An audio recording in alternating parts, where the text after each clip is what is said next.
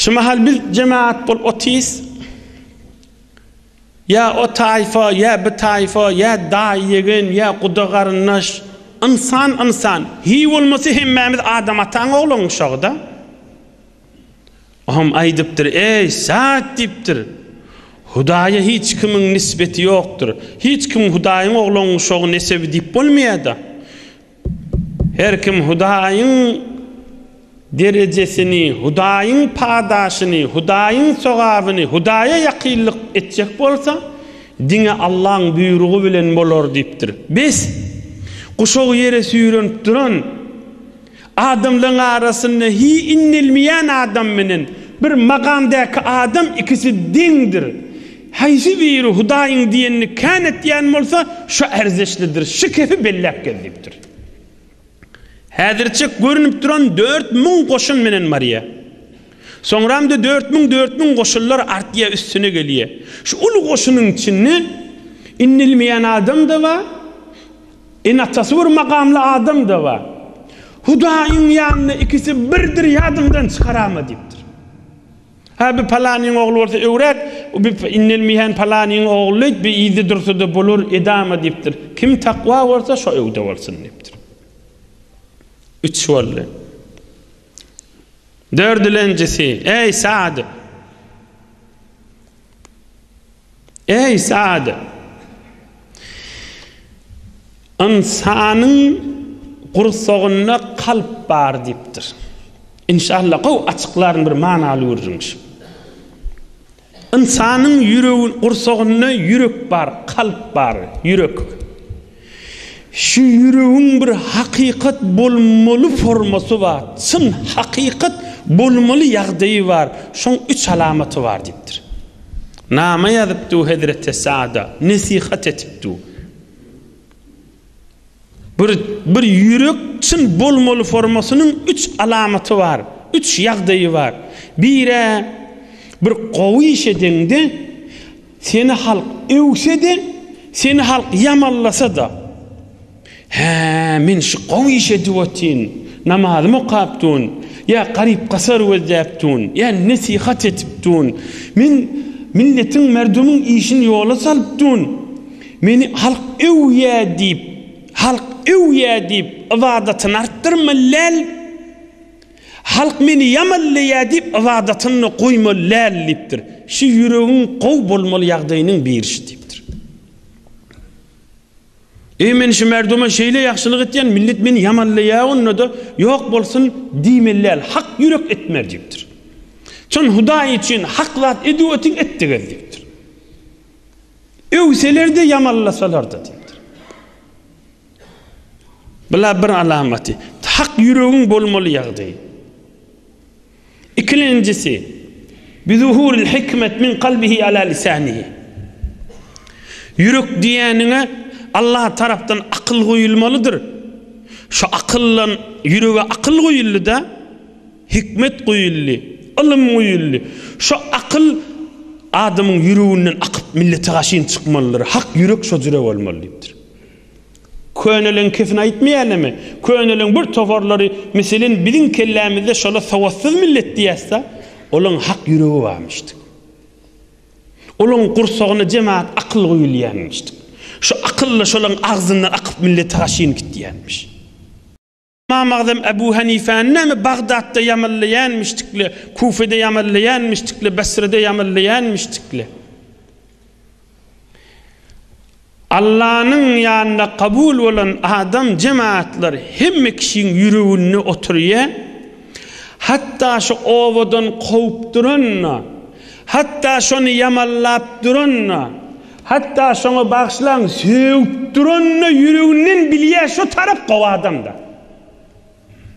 Yöne ya bakilçılıktan, ya içigaralıktan, ya şeytanın iyiliğine düşüp tarafı eziyet veriyor da.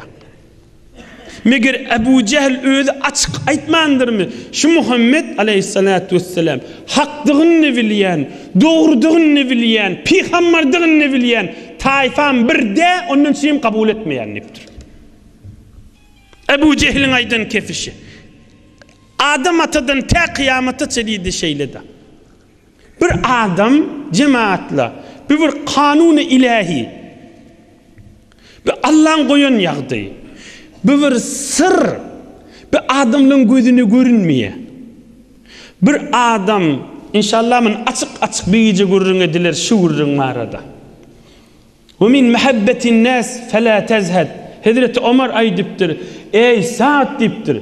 Bütün koşun adamın yüreğine oturacak boliptir. Çün peygamberler hatta Allah'tan dileyenmiştikler. Hudaya adamın gözüne yığırıncı olmayın, yüreklerine oturayın diyenmiştikler. Adamın yüreğine oturayan bolayın. Çün şolara eziyet beriyerlerdi, şolara yamallayanlardı, şoları yamallayıp ayıbını tapyayanlardı, yüreğinden bileyenmiştiklerdi. Şu kova adam yönü bakilçılıktan eziyet berdi oladı. Narahat et ya buyurun. Nagat hayp buyurun. Nagat hayp.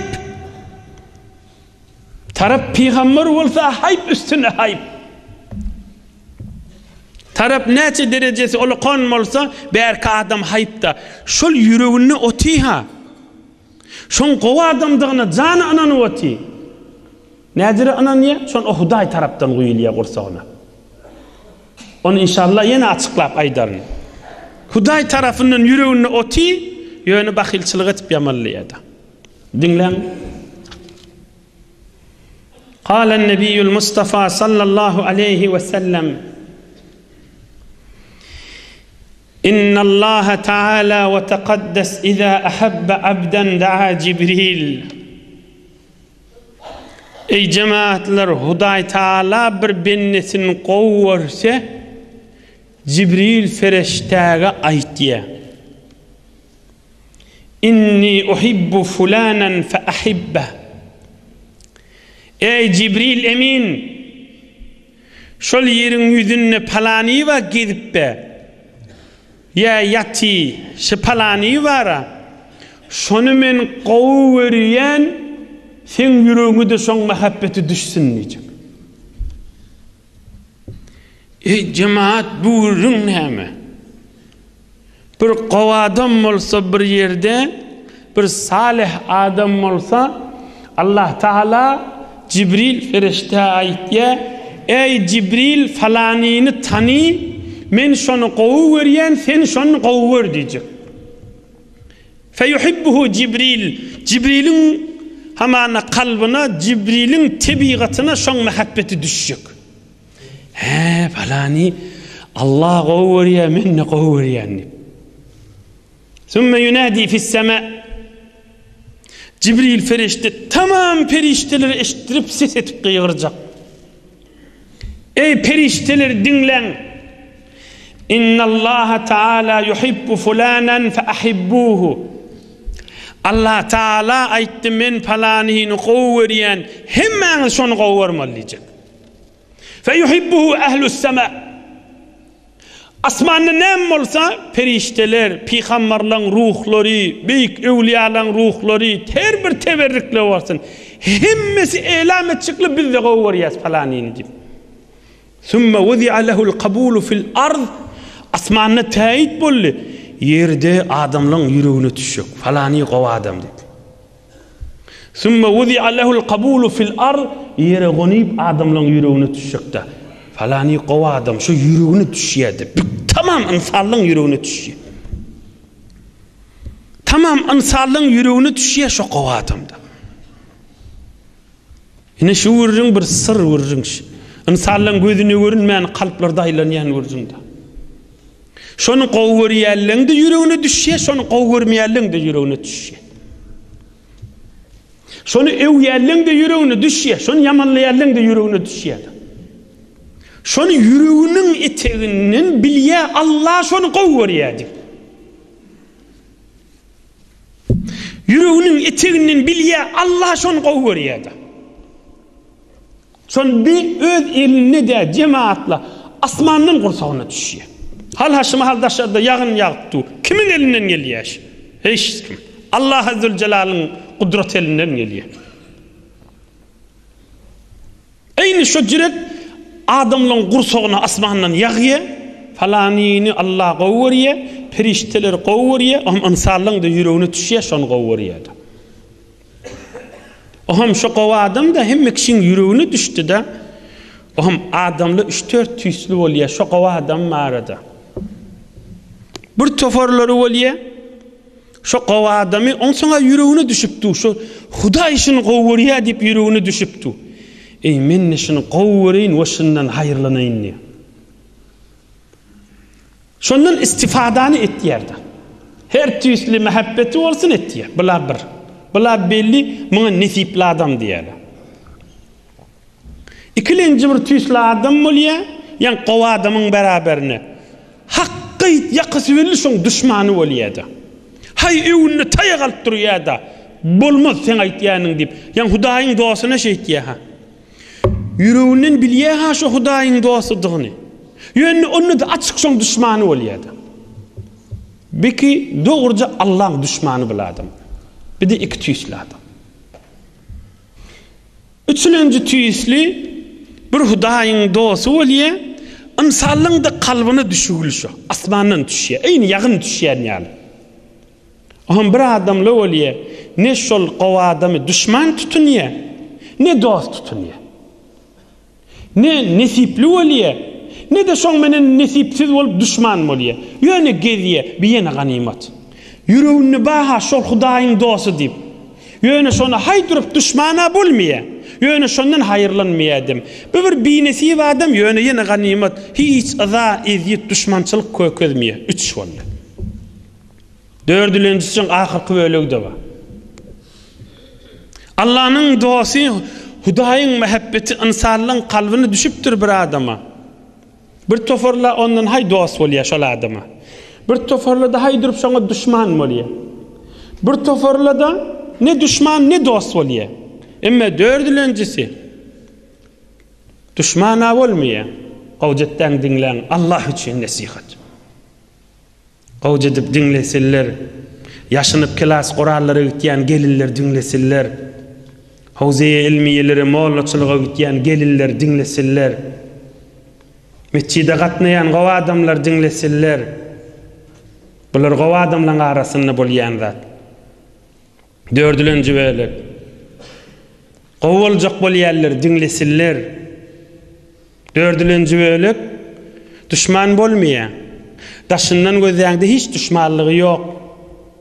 Emma bir üýüşmelekde, bir toýda sadakada, bir üýüşmelekde oty kala, we şol Allah'yň nazary düşen gowa adamdy gurrun bolup duqa, şu üýüşmelegiň içinde bir gowja biri we hamany bir zenana ýa erkek. Hawa öde gow ýöne falan aýwa badyr diýip şonu aýtyp goýberýärdi.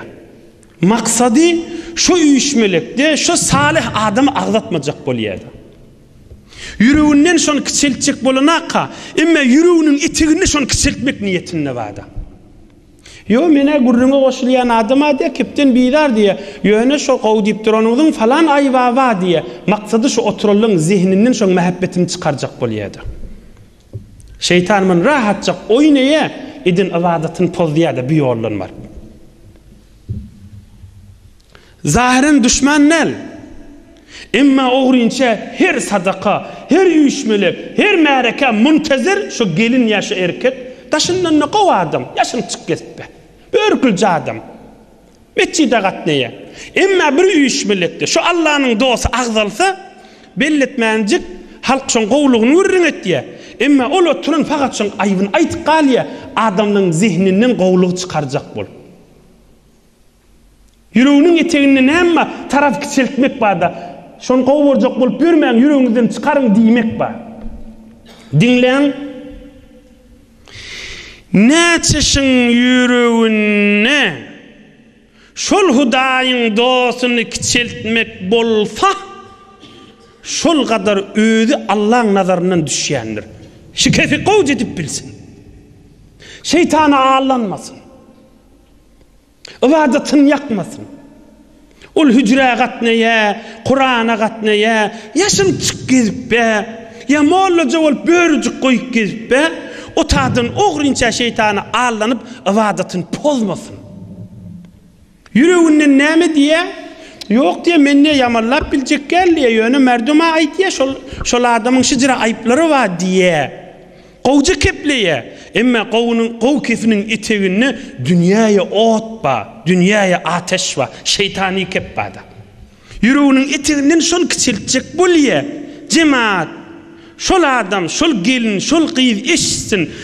Şonu yüreğinin iteğini kiçiltmek niyeti var da Hudaýyň dosyny. Şo kadar özü asmanny etek düşýärdi. Asmanny bir ozal bir ady ba bolsa, ozal ady ýok bolsa, onuň etek düşýär. Ozal bir ýerde ady ba da bolsa, hamany etegrek düşýärdi.